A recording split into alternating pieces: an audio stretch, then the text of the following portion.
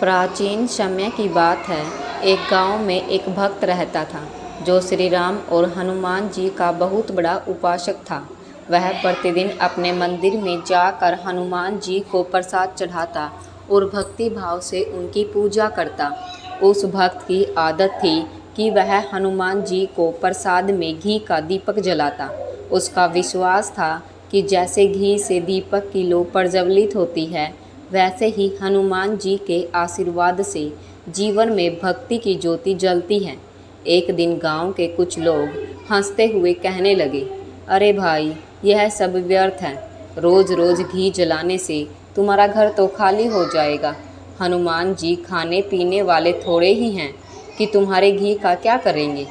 यह सुनकर भक्त थोड़े दुखी हुए, पर फिर भी उन्होंने अपने विश्वास को नहीं छोड़ा।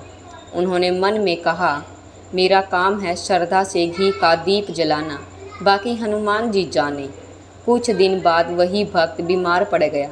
उसके घर में खाने पीने का भी संकट आ गया। वह मन ही मन परेशान था, लेकिन दीपक जलाना उसने बंद नहीं किया। एक रात हनुमान जी ने उसके सपने में आकर कहा, वत्स, चिंता मत करो, तुम्हारा दिया हुआ घी व्यर्थ नहीं गया। तुम्हारी श्रद्धा ने हमें प्रसन्न किया। कल सुबह उठकर अपने आंगन में देखना। सुबह जब वक्त उठा तो उसने देखा कि आंगन में घी से भरे कई मटके रखे हैं। यह देखकर वह अचंभित रह गया। पूरे गांव में यह खबर फैल गई।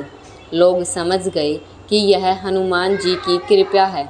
इस कहानी से यह शिक्षा मिलती है कि भगवान को श्रद्धा और भक्ति से प्रसन्न किया जा सकता है, न कि केवल बड़े बड़े चढ़ावे से।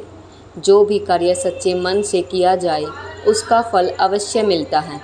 घी का दीपक जलाना केवल एक परंपरा नहीं, बल्कि भक्ति की ज्योति जगाने का प्रतीक है। इसलिए आज भी कई लोग मानते हैं कि हनुमान जी के सामने घी का दीपक जलाने से संकट दूर होते हैं और सुख समृद्धि आती है।